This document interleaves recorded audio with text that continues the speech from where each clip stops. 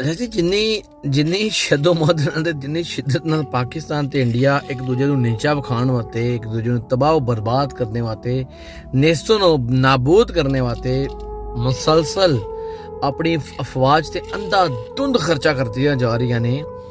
ਤੇ ਜਿਹੜੇ ਪਿਛਲੇ ਬਲਕਿ ਹੁਣ ਨਹੀਂ, ਪਿਛਲੇ 80 ਸਾਲਾਂ ਤੋਂ ਇੱਕ ਦੂਜੇ ਨੂੰ ਤਬਾਹ ਬਰਬਾਦ ਕਰਨੇ ਵਾਸਤੇ, ਇੱਕ ਦੂਜੇ ਦੀ ਸ਼ੈਤਾਨੀਅਤ ਤੋਂ ਬਚਣੇ ਵਾਸਤੇ, ਜਾਂ खैर पाकिस्तान ने की शैतानी करी। पाकिस्तान ਦੇ ਇੰਡੀਆ ਦੇ ਮੁਕਾਬਲੇ 'ਚ ਜ਼ਾਹਿਰ ਇੱਕ ਛੋਟਾ ਮੁਲਕ ਹੈ ਤੇ ਅਸੀਂ ਤੇ ਜ਼ਾਹਿਰ ਆਪਣੇ ਦਿਫਾਅ ਵਾਸਤੇ ਸਭ ਕੁਝ ਕਰਨੇ ਆ।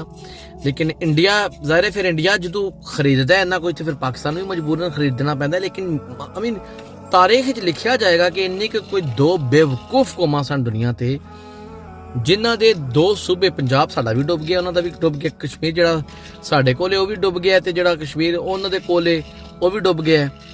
ਤੇ ਗਰੀਬ ਅਵਾਮ, ਉਹ ਯਾਰ ਅਵਾਮ ਨੂੰ ਕਦੋਂ ਖਿਆਲ ਆਏਗਾ ਸਾਡਾ ਪੇਟ ਕੱਟ ਕੇ, ਸਾਡੇ ਮਾਂ-ਬਾਪ, ਦਾਦਾ ਦਾਦੀ, ਦਾਦਾ ਪੜਦਾਦਿਆਂ ਦਾ ਪੇਟ ਕੱਟ ਕੇ, ਆਉਣੇ ਵਾਲੀ ਪਤਾ ਨਹੀਂ ਕਿੰਨੀਆਂ ਕੁ ਨਸਲਾਂ ਦਾ ਪੇਟ ਕਰਕੇ ਅਸੀਂ ਆਪਣੀ ਫੌਜਾਂ ਨੂੰ ਪਾਲ ਰਹੇ ਹਾਂ।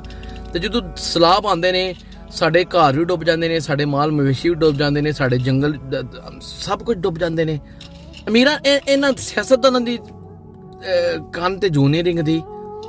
ਯਾਰ ਕੋਈ ਖੁਦਾ ਦਾ ਖੌਫ ਖਾਓ। ਇਹ ਗੌਰਮੈਂਟਾਂ ਦੋਵਾਂ ਨੂੰ ਕਹਿ ਰਿਹਾ ਮੈਂ ਕਿ ਆਪਣਾ ਹੱਥ ਓਲਾ ਰੱਖੋ। ਦਿਫਾ ਦਾ ਤੁਸੀਂ ਨਾਂ ਲੈ ਕੇ ਪਤਾ ਨਹੀਂ ਕਿਹੜਾ ਤੁਸੀਂ ਦਿਫਾ ਚੁੱਕਿਆ ਹੋਇਆ ਹੈ।